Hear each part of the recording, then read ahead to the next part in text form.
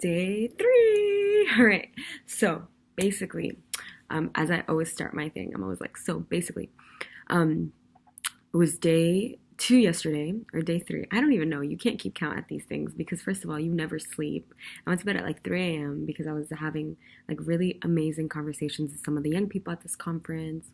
Um, and they were just like revolved around how, obviously we've had access to all these like power players and how we're going to think about our own capacity to create change moving forward, which is something that I always think about because I'm always like, I want to make sure that I'm using the access and resources that I have to actually have impact on communities that don't necessarily have this access and resource. So it was cool to have that conversation with other young people who are thinking about similar things or in the same positionality.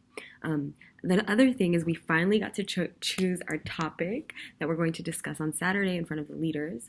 And the topic that I'm going to be working on with about 7 other people is actually looking at racism and inclusion within societies broadly. And so we have someone who is Roma on the team, someone who is passionate about classism, someone who's more passionate about gender. Obviously, I'm talking closely about race as well as like Islamophobia, anti-Muslim bigotry in the U.S. There's another person who's very interested in racial justice, someone talking about just like the privilege of whiteness. So it's like really awesome because like we have all these international perspectives, like someone from Australia, someone from not Hungary, Ukraine, a couple people from the US. And I don't think I've ever been in a space where it's been that diverse and we're leading a conversation about racism and inclusion. And obviously it's like increasingly such a hard challenge. So it's like really cool to be able to speak about this. The other thing that like really came to mind throughout this conference, first of all, is the dearth of female state leaders, obviously, and how much opportunity and how much work there needs to be done to ensure that there is representation on a gender level.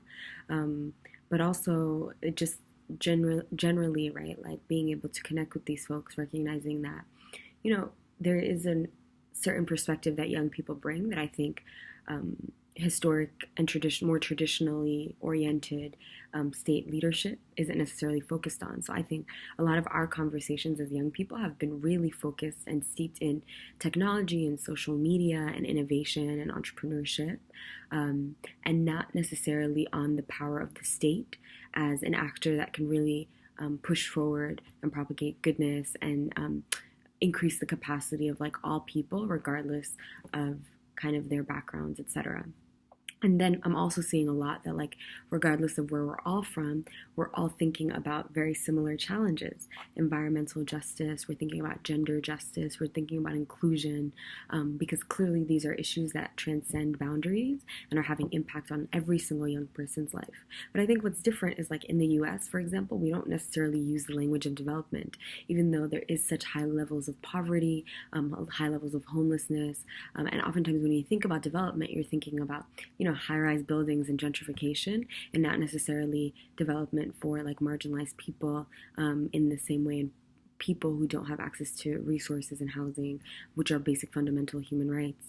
So yeah, that's been like super cool. And I think just generally, again, like every day I've had the opportunity to connect with these incredible young people who just like blow my mind with the things that they've done and the experience that they've had and the expertise that they've accumulated over such short periods of time, because like we're like 27, right? Like 25, and the things that they've done, I'm like, wow. Because clearly I'm missing something.